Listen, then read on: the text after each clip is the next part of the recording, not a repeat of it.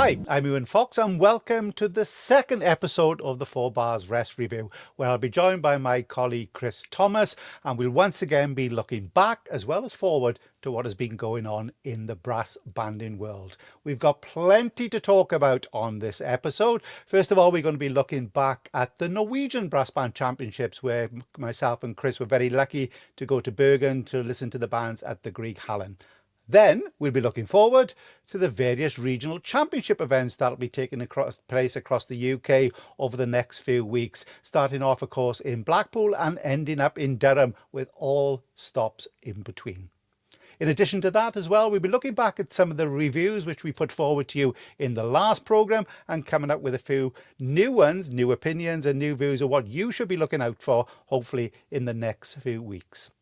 Well, Chris, we had a great time out in Norway. Let's look back at that one. It's great to see you again, nice and early on a Sunday morning. Absolutely. Right there, let's kick off, taking us back in our memory box to Bergen, the Grieg Hallen. What a great event to start off with.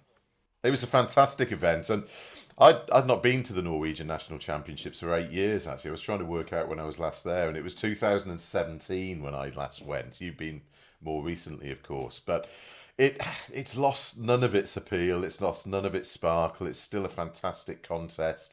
I saw no differences in it post-COVID to pre-COVID. Great atmosphere and such a full hall as well. I mean, a lot of people in there listening to all of the bands in all of the divisions, and that was one of the key things for me, is that you can sit in the elite section, you can sit in the third, fourth or fifth division, and you've got good audiences in all of those contests. It was a great event. We'll touch on some of the things and the highlights for us, really, and there were many to go along with. A couple of controversies as well, which we'll also touch on. But first of all, Manga Music Lag won the competition. First time they were the champions since 2010. The return of Alan Witherden's revitalised the band. I know he's had much more time to work with the band in the last couple of months, etc. And it certainly paid off. They were magnificent, I think, on Catharsis, the set work, and then very, very stylish on their own choice of Gabrielli Fantasy. Worthy champions, I think you agree.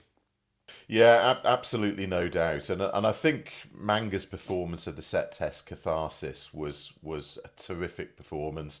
It's a very dense, detailed, quite thickly scored piece of music, even in the opening few bars, and I think many of the bands really struggled to peel away those layers so that we could hear all the details. So that there was a tendency for some of the bands to make the first few bars just sound like a wall of sound with no detail, and that's exactly what Alan Withington did not do. He stripped away all those layers. The detail through the opening bars of Manga's performance of the piece was absolutely stunning.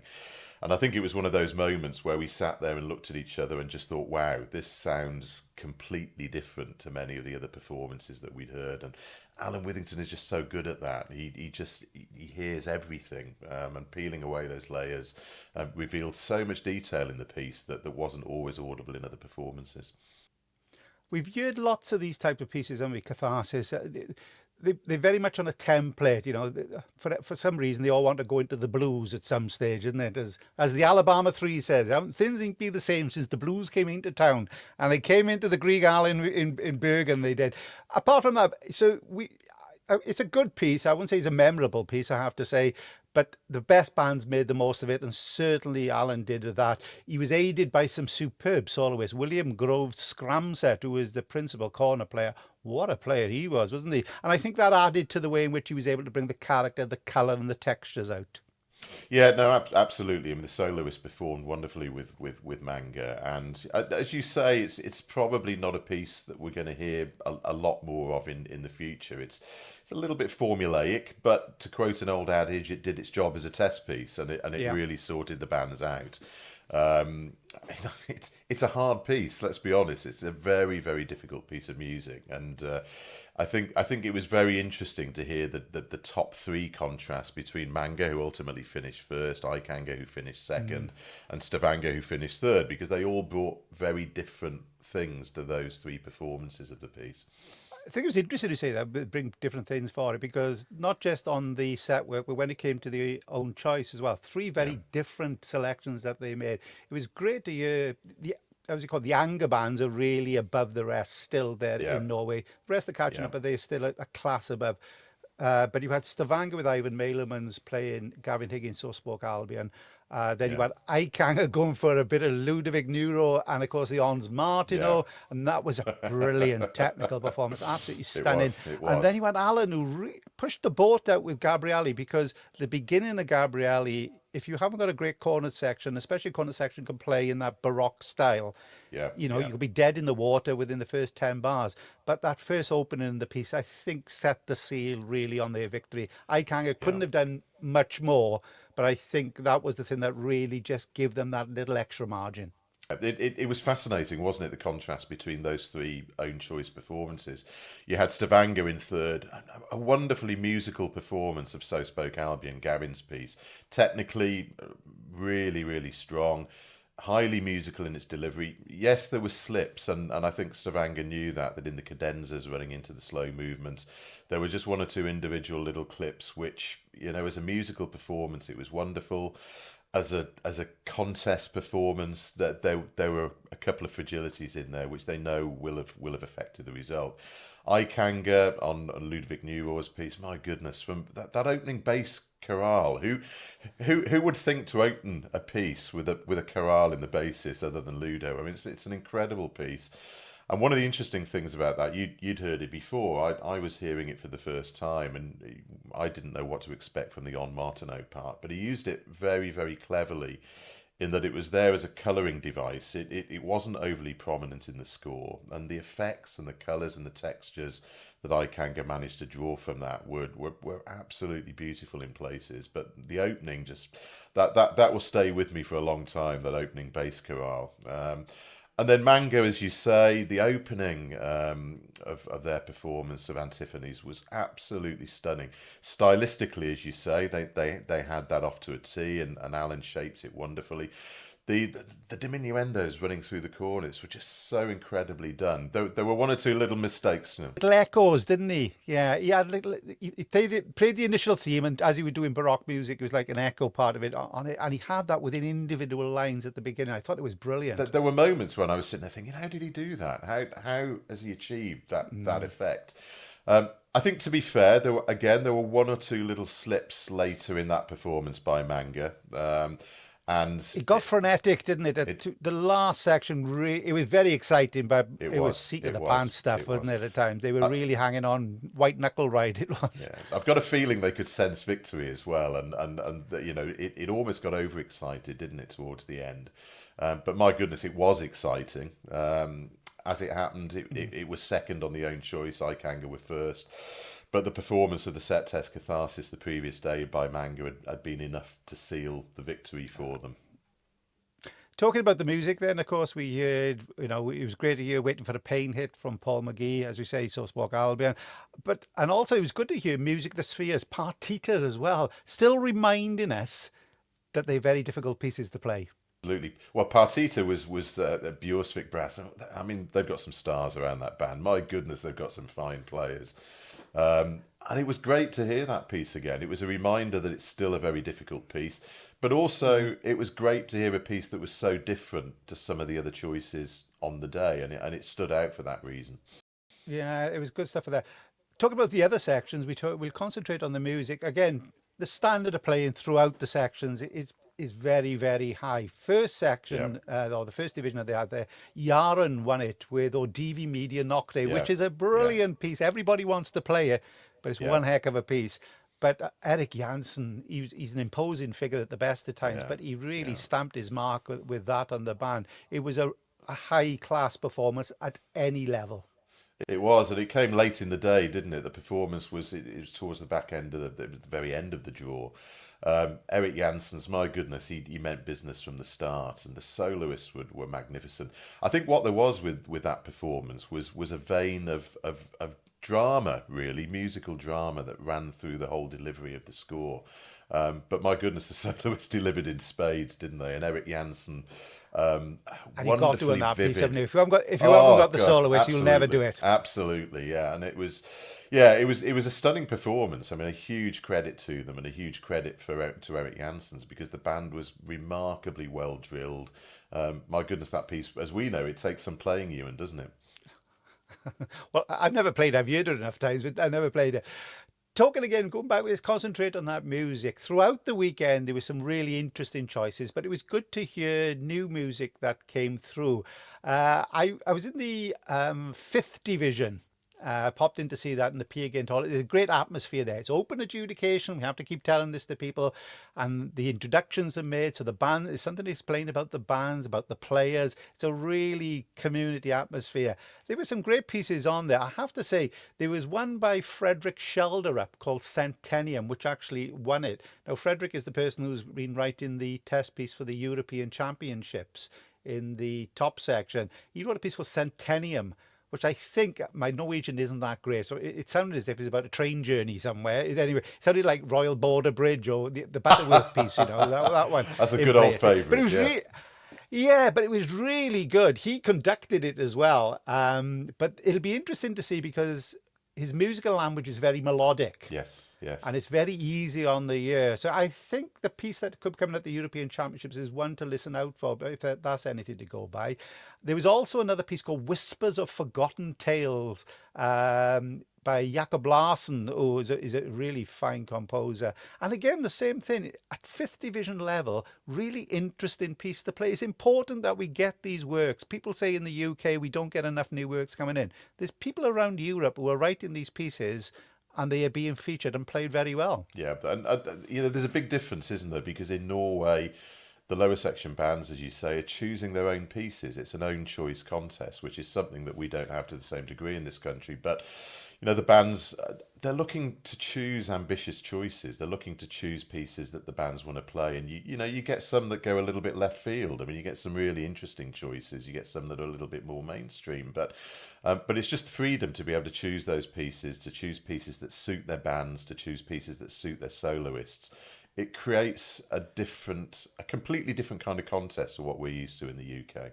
And it's interesting. Talk about these quirky type of choices. Two that really stood out to me. One of them was in the fifth division was Fanza de Matassa by Reed Gillier. It was played by I think the band who came third or fourth. I think it was, but the great piece. It needed an absolutely virtuoso tune player. They did though, and I think the chap who played it was the chap who provides the percussion for the championships itself. He's a brilliant player. And Reed said that he would amend the piece so the tune playing wasn't so virtuoso. It could be played for like a fourth or third section band in the UK. It's a brilliant piece. He is such a clever arranger in his thought processes. That's another one to look out for. And the other one, which is one that you heard in the first section, I was at the side of the stage when I was hearing this, and that was The Impermanence of the Flow. Which I have to say to anybody who's listening is nothing to do with problems of men of a certain age, such as ourselves, have during the night. Otherwise, it'd be in three movements, and the last one would be a bit of a dribble. It certainly wasn't that. This was a great piece, conducted by Russell Gray by Ivan Lager, and it had a flugel playing into a timpani. It had rain sticks. It had a bit about everything, but it was an interesting piece. It was. That effect was amazing, the flugel playing into the timpani, and what's more, the flugel player was operating the timpani at the same time, so it was quite an it was a terrific effect. But that was a really, really interesting piece. And then there was Gjallarhorn, which was Glenn Van Looy's band, who played Afterlife. Oh, yeah. And that was an incredible performance. I mean, so balanced, so detailed. That was another standout. I mean, it finished second in the end. But, I mean, that was a terrific performance and a really interesting piece as well. A couple of little bugbears, I think, that we came out of it. People come back and say, we have cheerleaders really for what's happening out in Europe with these championships, and they got so much great organisation, so much that is really good there. A little bugbear for me, we've been over the years and over there and watching as well as listening, watching the conductors, and there are great conductors out there. Let's get no problem there. You got Andreas Hansen, Peter Silve, the Electric Eagle of brass band conducting, who did his great old trick of coming on and starting the band before the audience had sat down. He did it twice, but he still catches you out. He is brilliant there. But there is some great conducting going on, and very technically they are very, very correct. There's a few pausers out there as well nowadays, isn't there, as well? So, but overall, the standard of conducting is very, very good. Yeah, it's exceptionally high, and I think what's interesting is that it's high down through the sections. That, we talk about the standard of conducting in the UK, but I have to say the standard of conducting in Norway is very, very impressive. Yeah. As you say, there were different characters, and that there were fine technical conductors, there were fine musical conductors. There were some that were posers. There were some that were showmen, and some that could combine both. I mean, Peter Sebastian Silve is a brilliant technical conductor. He's also a wonderful showman, and he's riveting. You can't take your eyes off him when you're watching him. But then in saying that, I think there are other conductors who are very self-aware of what's being seen from behind them, and if they're thinking about what the audience are thinking about them, then you have to question how much they're thinking about the music. So there were some really interesting contrasts there. There's a lot of conduct in the air, I think, in some of the cases. I was reminded, it was a little bit across like Rudolf Nureyev and Marcel Marceau. You were waiting for them to. It's like they were conducting. What's the one that the mime artists do when they're in a glass box and they're trying to get out of a glass box, or pulling an elephant along or stuff like that? There was a lot of that going on. It's great to see, and it makes for great theatre. But on the one hand, you get the conductors like Andreas Hansen, how stylish is Andreas Hansen? I mean, just the slickest, most musical conductor, and a fine musician. I mean, he's always a joy to watch, Andreas Hansen. I don't think he breaks into a sweat very often when he's conducting. A bit like Franco Baresi, who used to play for AC Milan. Somebody once said about him as a football player, what was it like playing to him? He said, all I can remember that he smelt very nice. He never smelt the sweat. He smelt because he never extended himself. Andreas Hansen is like that as well. But again, some great conductors. And I have to say as well, some great emergence of female conductors out there. Margie Androbus, of course, won the first division. I think it was the second division with Red Priest. Great. Second division. Yannick Ellingson, Maria Moulin, Ingrid Yun, and Randy Anita Dale, who I have to say, in the fifth section, she turned around, they were playing music for a festival, and right in the eye line was Philip Spark. So she turned around and the composer was there, but she did a brilliant job as well. So yeah, this, as you said, the technical conducting out there as well. And it's nice to see as well, a little bit of character coming into what is happening there also.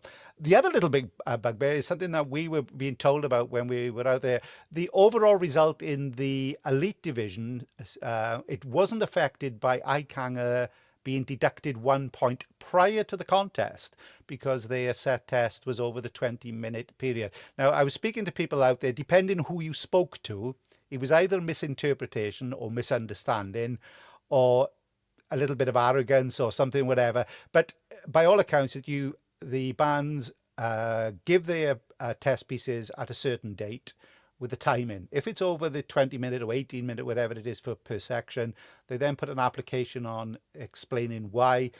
99.9% of the time is actually then said, yep, you can go ahead and do it, as long as it doesn't mess up with their being Norwegian. They're very regimented of what times the bands go on. Unfortunately, that didn't happen with Eichanger for whatever reason, so they came to the contest minus a point. Luckily, though, as we saw, it didn't affect the overall result. So that's something possibly for them to look at. We have problems in the UK, but they're not alone with organisational troubles, even in Norway. No, and how do you refine a system to the point where it's perfect? You don't.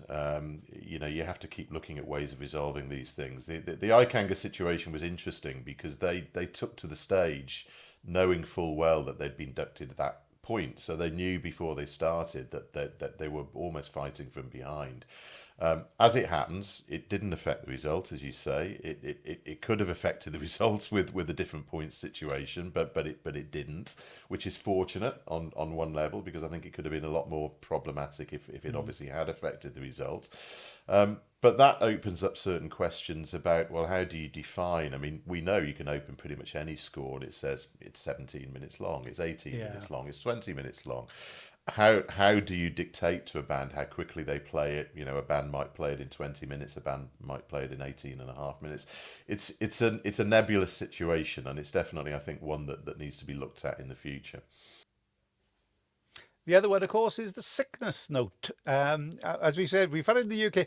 I have to say, again, over the years, you do see players, foreign players, as they would say, playing for a number of the elite bands and bands in other sections. There's a rule out there whereby if a band has a player who goes sick, amazingly, in the miasma around the national championship, there's a sickness that tends to affect principal players rather than the second corner player. But that's a different matter there. Over the years, I think it's been liberally applied, and I think this year there was some problems because a couple of the bands in other sections, their players that they had provided sickness notes from doctors for weren't allowed to play, and in other cases they were. I have to say there is like a musical medicine sans frontiere of players who seem to be on hand to come at a moment's notice to the aid of bands in the top section, usually principal players. But I think that's another thing that needs to be settled and sorted out there, I think, also.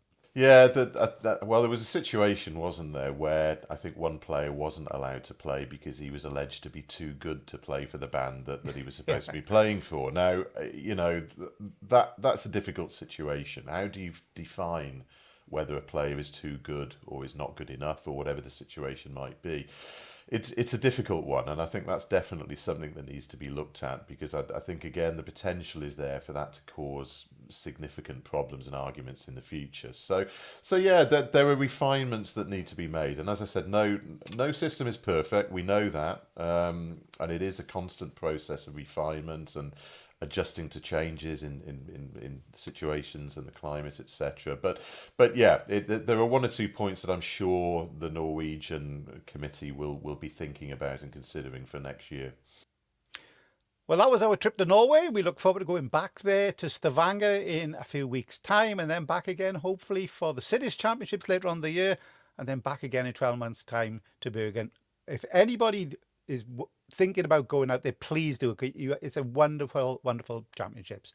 Token of which, the regional championships in the UK. So you won't be going to Bergen, but you may be going to Perth, you may be going to Bedworth, you may be going to St Stevenage down in London, or even in Swansea. Great to look forward to again. Hopefully over 500 bands taking to the stage in these various competitions. There've been some changes, both for the number of bands that pre-qualify for the national finals at the Albert Hall, and with the number of bands that qualify from the regional championships due on the numbers. That's been sorted out, etc.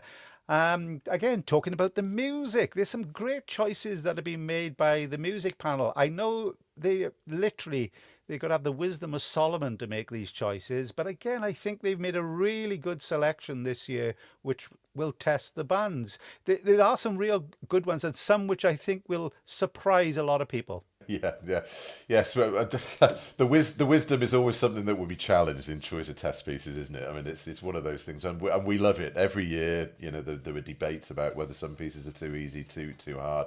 I have to say, I think there's a great selection of pieces this year, and there's a really good mix of pieces in there as well. I Daedalus is the fourth section piece by Andrea Price. It's a great piece. Again, talking about those pieces in the fifth section out in Norway, we've got composers in the UK, and we need to use them and get them to, because they really do provide inventive pieces. Andrea produced a work that we heard at the RNCM. We did. So the Earth Awakes, I think it was, which was short, very unexpected, the way in which it was structured, but so atmospheric. She is such a clever, really informed composer for brass and percussion. And Daedalus, I think the four-section bands will really enjoy tackling that. Hopefully they won't fly too close to the sun and get their wings burned, but the ones who do it well will get reward, because it's a fine piece. It is a fine piece, and I really think Andrew has got so much future potential as a composer. I mean, the piece that we heard in Manchester, as you say, Black Dyke played it in their contest with Andrea conducting. A really terrific little, I think it opened the second half of Black Dyke's concert, if I remember rightly. A real fine, dramatic sort of concert opener, I suppose you could call it, really. But with a twist at the end, that people didn't expect. Absolutely. And I think what the fourth section piece is going to do at the regionals is there are lots of opportunities in there for bands to create colours. It's a melodic piece, it's an enjoyable piece. I think the bands will enjoy playing it, but I think there's a lot they'll get from it musically. And a lot that will fall down to the conductors, because there are some clever textures, as I say, and colours that really need to be brought out. So there's a lot to think about in that piece for the fourth section bands, but it'll be rewarding for them, I think. Also, as well, Arkansas, which is by Jakob de Haan. Yeah, it's all about Yeehaw America. It is really, isn't it? It's about the wide open plains. There's a little bit of bolero in it, and something. There's all sorts of little quotes that he puts in there. But again, another piece. It's very melodic and almost deceptively easy on the ear. But again, even at the third section level, it needs a good conductor and a good solid band to get the basics put in place for it really to bring the character out. Yeah, I think Jan de Haan's gradually working his way through all of the states of the US, isn't he? I think there's a piece called Oregon as well, which I can remember. Oregon, he's done as well, I can yeah. remember playing years ago. Yeah, it's almost kind of Wild Western music, this, in places, isn't it? It's sort of cowboy and Indian stuff, but it's fun, and you know there's a lot of opportunities to bring a lot of drama out of it. It's quite cinematic, I guess, in places. As I said, a little bit Wild Westerny, but again, it will take some playing. But it's fun. It's enjoyable. There's good melodies in there, and again, I think the third section bands will get a lot out of it. Second section, Oliver Westby. Now, when you look at Oliver, he's a very, I would say a very proper looking chap, isn't he? But he does like his funk. Because if you go to places like Hypercube and that, he must go in the night out to nightclubs somewhere, doesn't he? And let his head, put his head down and go headbang it. Doesn't strike me as that sort of chap, but anyway. No, but he is. I think he is deep down. But Friendly Takeoff, I think it was initially a wind band piece, which has been done for brass band. But again, his writing is so clever. The way in which he puts things together. There's an academic rigor to this piece as well, because it's a little bit like Energy. It's all related. The takeover has nothing to do with somebody coming on and taking over the water company or whatever it is. The takeover is in the speed and whatever. So academically, there's something about this which the conductors need to understand, and then the players can enjoy, because once it starts thumping with the funk, I think it's absolutely brilliant. Yeah, it is. I think it's been dubbed "friendly takeaway" by a lot of the bands that are playing it. All right, okay, but, there we go. But I think the percussion is going to be a key factor in this, isn't it? I mean, it's that there are big parts of the percussion section, and that raises issues of balance and what have you. As you say, there's a lot of funk in it, but again, it's fun to play, and I think the bands will appreciate that. And it's clever writing, and it's actually a very difficult thing, as we know. It's very difficult to write effective test pieces for lower section bands that combine a little bit of intellectual rigor as far as the composer is concerned with a bit of fun for the players. It's a very, very tricky balance, but Oliver Westby's a clever composer. Talking of clever composers, one from the past. So this is the piece I think that people have been talking about mostly. Introduction, Elegy and Caprice, Morley Calvert. Interesting character, Calvert, I have to say. The piece was written for his father, or in homage to his father, who was a real brass bander. I know this piece from going back to 1978. I have to show my age with that one. This is a deceptively difficult piece. Lots of people are saying, oh, there's not a lot in it for us here. That's the worst thing you can actually think of. It's the space about it. It's the way in which it's been structured and set out. And if you're a soprano player, you wouldn't want to be playing this in the second section in the middle in the middle movement. 'Cause that'll be twitching something on you when you sat on your seat on the stage. A really, really fine test, and I think a lot of bands will be better for playing it. Yeah, I have to say, I've always loved this piece, Ewan. I've loved it going all the way back. We know the Black Dyke recording, don't we? And talking about twitching sopranos, you'll remember that there was one or two twitchy moments even in that, which was the winning performance, wasn't it, back in the European, late 70s.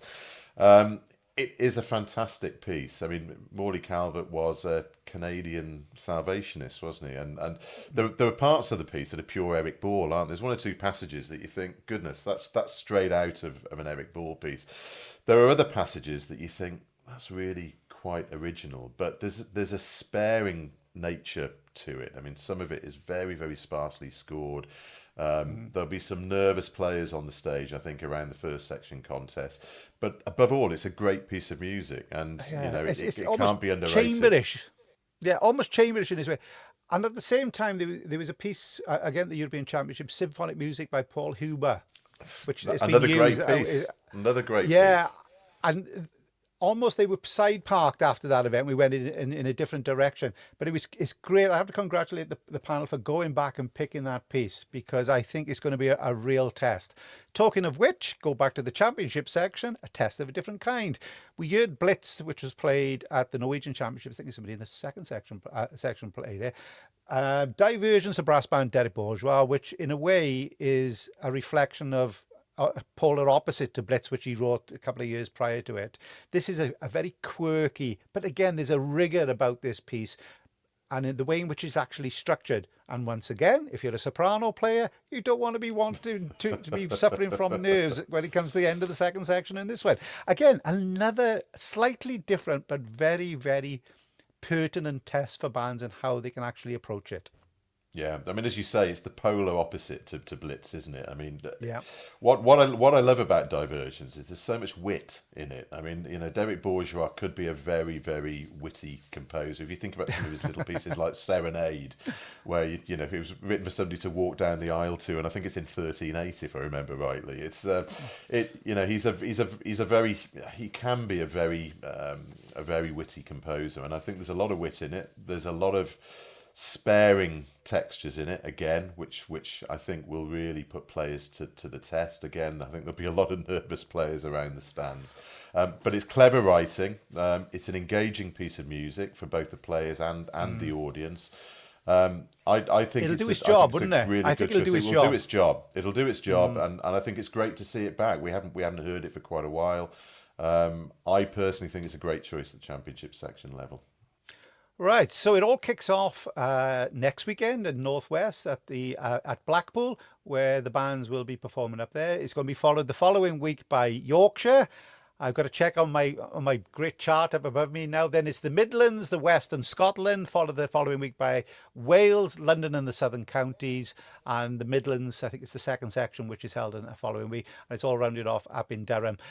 Now, people are going to be asking what a 4Barsrest is going to be doing. We will be covering each of the events. We're not going to be doing band by band coverage. After 20 odd years, I wanted a change. So we are going to be there. We are going to be listening, and we are going to be giving news reports and then coming back and doing something on review here. But we are going to give our traditional kiss of death to a couple of bands, Chris. So I do apologise for these bands who aren't going to be mentioned. So we've gone for a couple of bands just to have a look out for no particular reason, that they really do interest us in many different ways. So I'm going to kick off in the championship section. My pick for a band to watch out is Easington Colliery, who won the North of England Championship last year. Talking about the Norwegians, of course, we have the Howarths, who come out and usually sat behind us.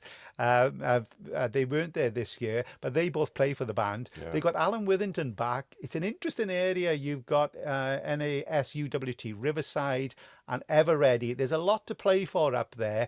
Easington surprised a few people last year, so it's going to be up to them to really see how they can defend their title. But they've got Alan Withington at the helm, and if he's anything like he was out in Norway, I think that could be a trump card for them. I've gone for the first section, Regent Brass, down in London with Alan Duggeed. I think he does great stuff with his band away from the contest stage. So it'll be interesting to see what he does on the contest stage there. So sorry, Alan, you got the kiss of death off me there.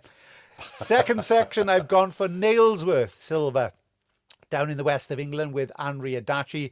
They won the fourth section going back a few years ago now, but have been making really great incremental progress. Henry's a fine conductor and has got a great musical outlook with that band. So, sorry, Henry, you've got my kiss of death there. Third section, I'm going for Selkirk Silver with another chap who's doing great work up in Scotland, Stuart Black. He does so much with young players to try and really inspire them with the National Youth Brass Band of Scotland. So, Stuart, you've got it from myself up there in the third section. And in the fourth section, hometown band, hopefully it'll be Blaenavon, who will be coming back to the Welsh area after a little break. But being in Wales, we don't know what's happening until about 10 minutes before the contest actually starts. So they may be in the championship section, could be losing bands right, left and centre there. But if they're in the fourth section, they've got their 4Barsrest endorsement there. Who are you as, Chris? Well, I'm going to take us to the Midlands, Ewan. First of all, Newstead right. Brass in the championship section. Martin Hartfield has been steadily building this band. I mean, they've been through a little bit of a difficult period. Martin's got in there. He's brought a lot of new players in. He's been holding open rehearsals and test piece seminars and what have you, and he's building a really good band. So I think we're used to the usual battle in the Midlands Championship section as being between Gus and Desford. I think Newstead could be a band to look out for this year. Going to the north of England, where you were with Easington Colliery, I want to mention To It Silver, who will be in the championship section for the first time, having been promoted.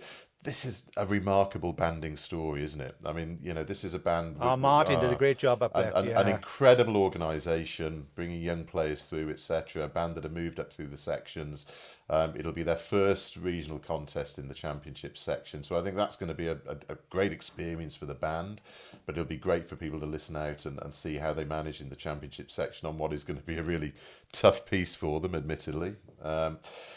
I'm going to go over to the northwest and Golborne. Now, Golborne are conducted by Les Webb, who, as we know, is a wily old campaigner, trombonist with Fairies for many years. Yeah.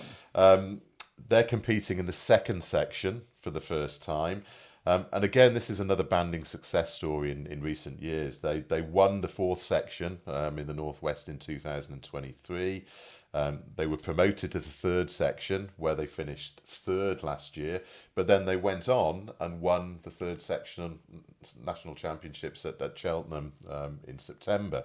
So they're competing in the second section for the first time, and I think will be a band to really look out for.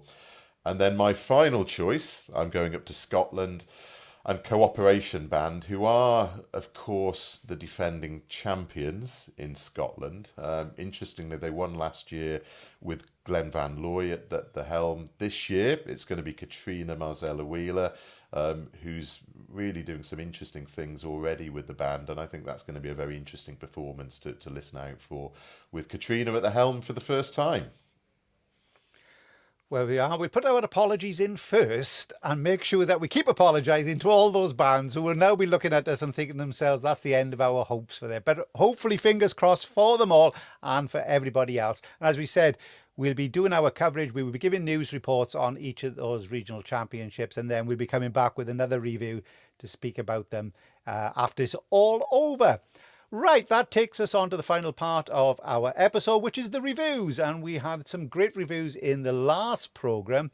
As we said, we did everything from the CDs to literature. So we covered everything there, and we've been enjoying dipping into those books. We have to say, first of all, you've been dipping into the Paul Hindmarsh book. It's fascinating reading, isn't it? Well, the more you dip into it, the more fascinating reading it becomes. I mean, that's one of the wonderful things about it. I mean, there's no end of reminiscences and anecdotes, and it's just I've learned more about Heaton than I've ever known, and I think everybody else that reads that book will be exactly the same. So yeah, highly recommended.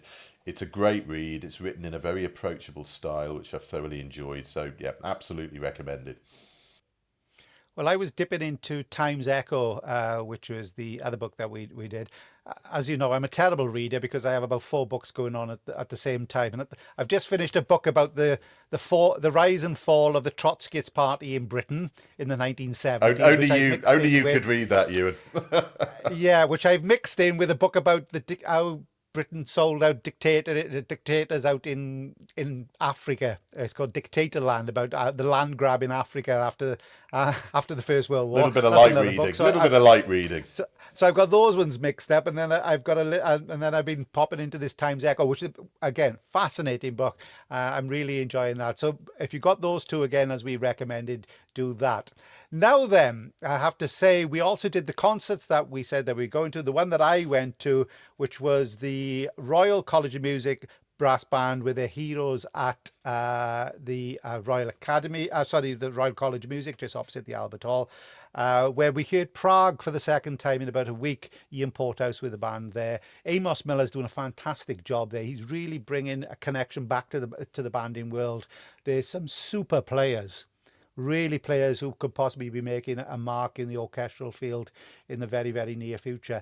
And there was one very interesting piece that I want to tell you about by Molly Francis Arnouk, which was called How to Choose a Park Bench. Now, that is a title that really grabs me. And it was a strange piece. It was literally about 6 minutes long. It's just series of chords, progressive chords. and each chord slightly changed.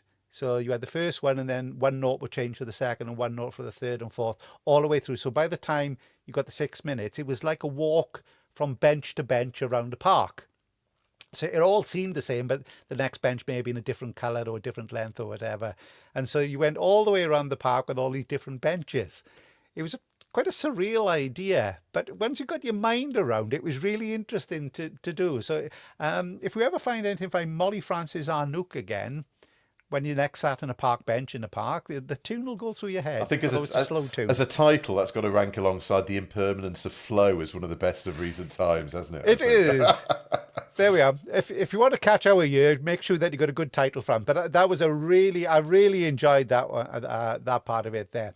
Also, we had our CD picks, which we've also enjoyed, and I know that the pieces that we were looking at there. So there will be reviews coming up. I know the Tim de Maeseneer CD, which you've been listening to, has been a really impressive one. Yeah, I mean, this is a terrific disc.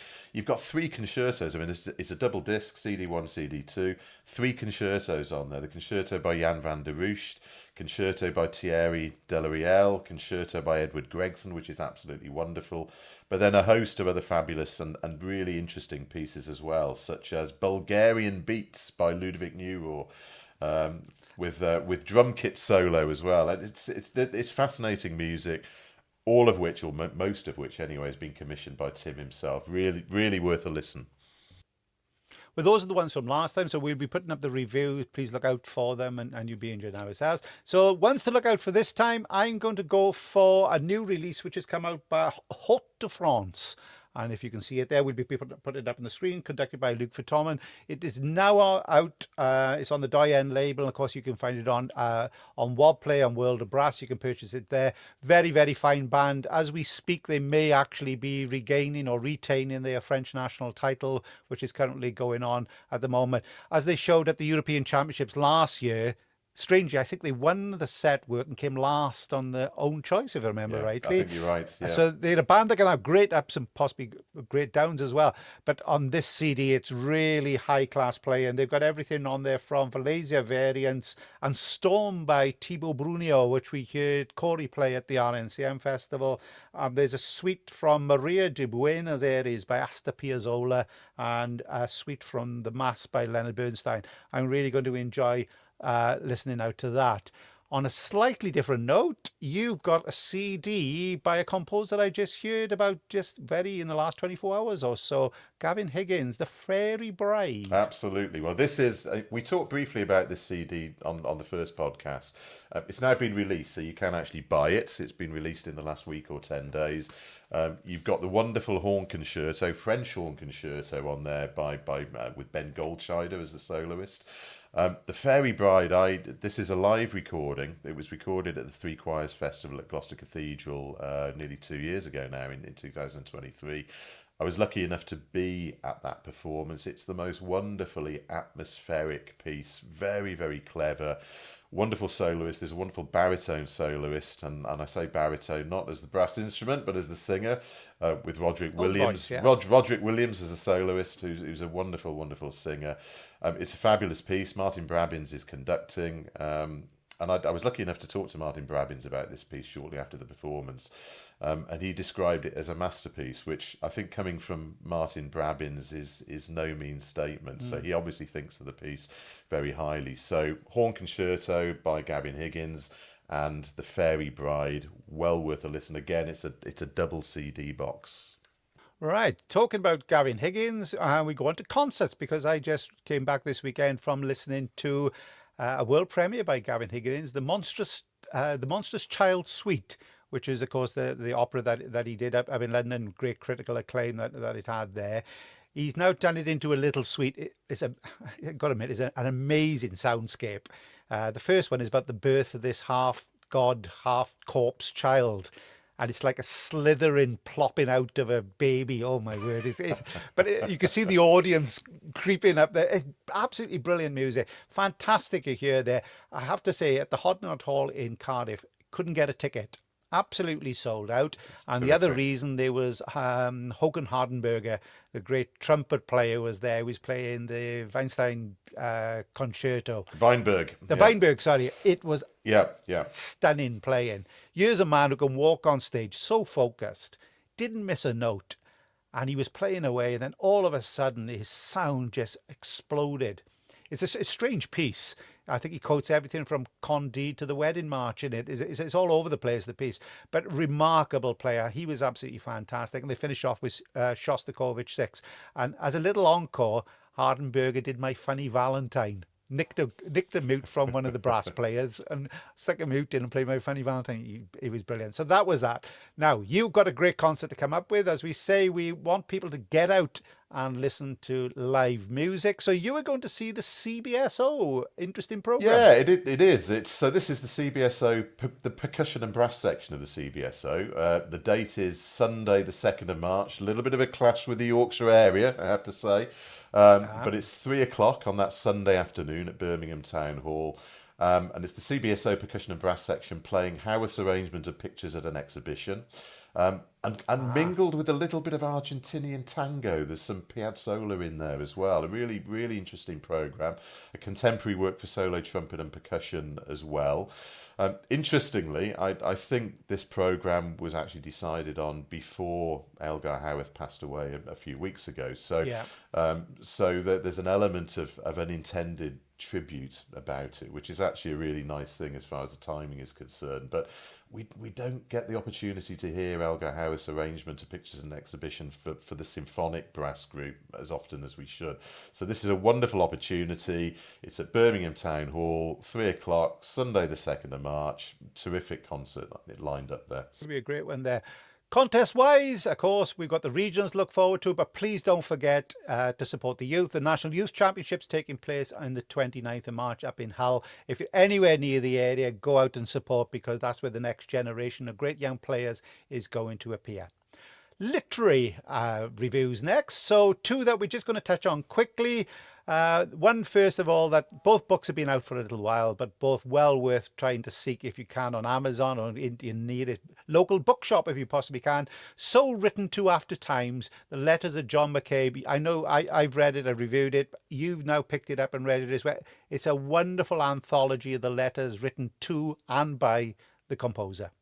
It is. This is the book. It's the letters are compiled by John's widow, Monica.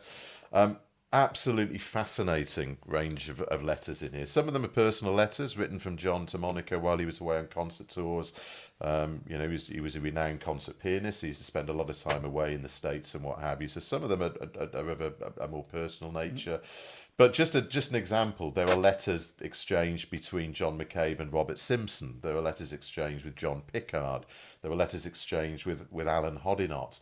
But I just want to read you just a tiny little example. This was a letter from the American composer Gerard Sherman, who some of us will know, very fine composer.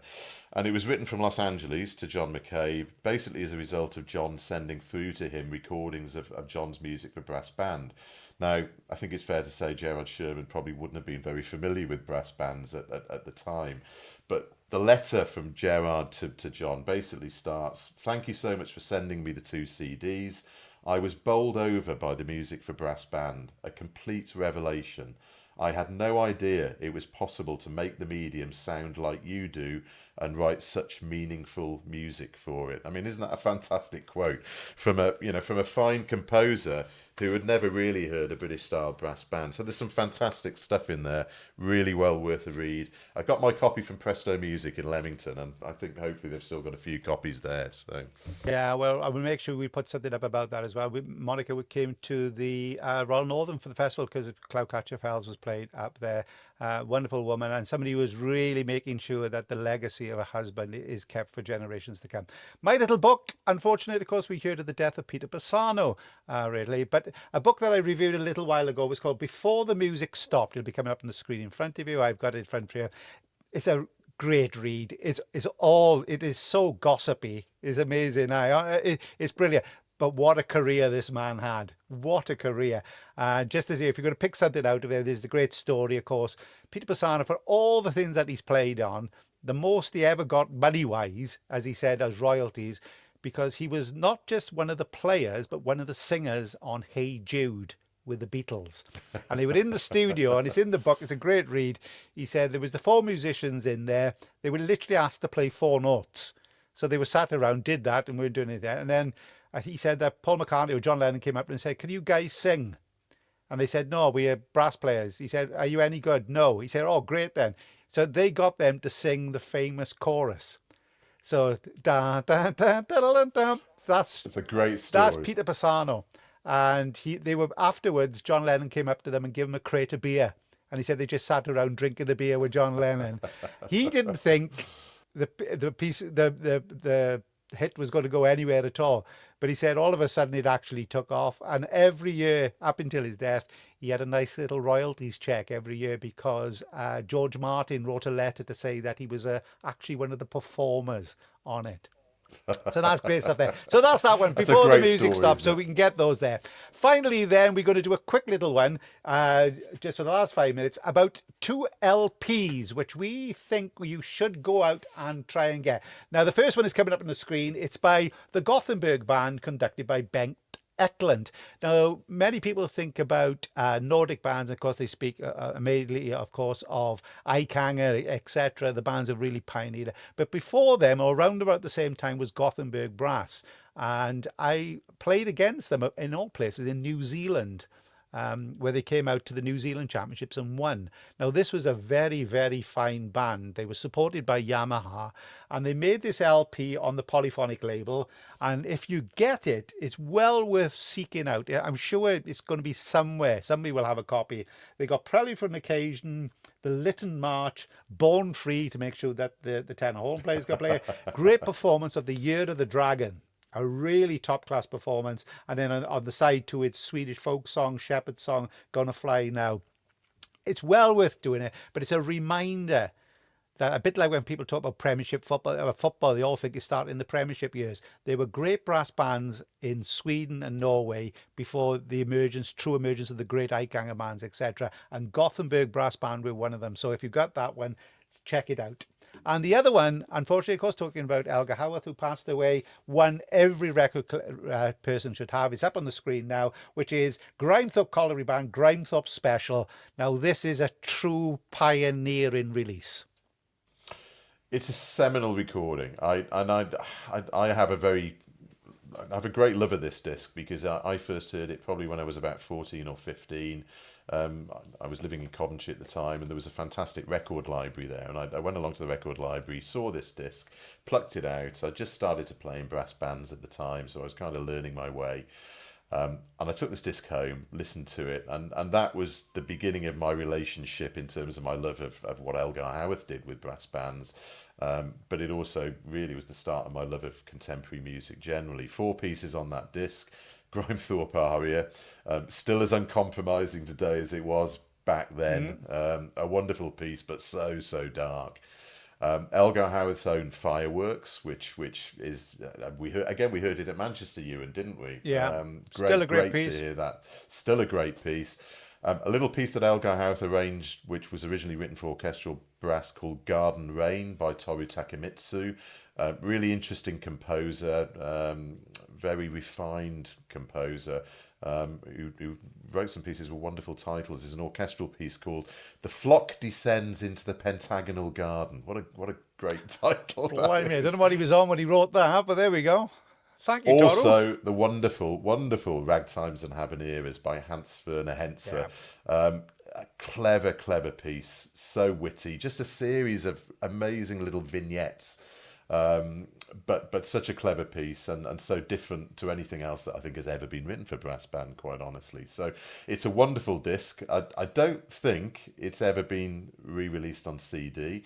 If you can find a vinyl copy in some second-hand shop in some distant outpost somewhere, well done, because it's not easy to get. But I think it's a fantastic recording, and it's one that I still love after all these years.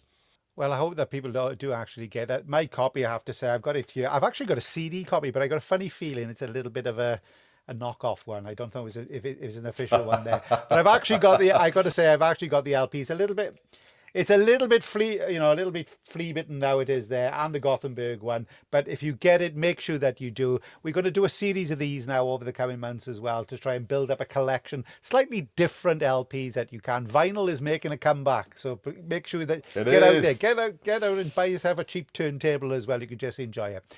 So, Chris, many thanks for joining us. Just some little news items, of course, on this week. Ebu Valley won the Welsh Open Championship. You had the Unibras Championships, and congratulations there go to the University of Birmingham and the universities of Sheffield and Sheffield Hallam, especially to Christopher Oddy, who is the conductor of them, who is a product of the National Youth Brass Band of Great Britain in just the recent years. So fantastic for him for doing that part of it. Also go on to the WOB play if you want to, because they got the new releases, of course, as we talked about there from Haute de France. And there's also a great little feature about the wrong brass. And it's wrong with an R, not with a W. And it's Wrong Brass. Yeah. If we ever meet up with Wrong Brass, it's never to be forgotten. They're a fantastic bunch, I have to say. So get in contact with that. And as we say, before we came to press, just finally a word. We said we've lost Peter Pisano and, of course, lately Dennis Wick. And just finally, Chris, Dennis Wick, a huge iconic character and entrepreneur, performer, conductor, educator. A great loss to the banding world. An amazing man and an amazing life, I think it's fair to say. I mean, some of the personal tributes that have been paid to him by people on Facebook who were sort of reminiscing about their days when they were taught by him and attended masterclasses and what have you, are really, really interesting to read. I think it's easy to forget, given the fact he was 93, I think, wasn't he, when he passed away the other day? Yeah, great life, good life. I think it's easy to forget that he was a wonderful trombonist back in the day. I mean, we think of Dennis Wick now for his mouthpieces and his mutes, and he was a very, very canny businessman. And did so much for the world of brass generally, but a great loss in so many different ways. Well, there we are. Sad news to finish on, but of course a celebration. Players will be playing on his mouthpieces and his mutes, I think, for generations to come. There, Chris, many thanks indeed. That's the end of our second episode. Plenty to talk about, as always. We will be back in a couple of weeks' time, give an update, I think, with roundup of the area championships. So I hope you've enjoyed what we're doing. Chris, great to see you. We're going to be busy over the next few weeks, so I'm quite sure we'll meet up somewhere. But that's it. So, Chris, many thanks indeed, and I'll catch up with you very, very soon. Many thanks indeed.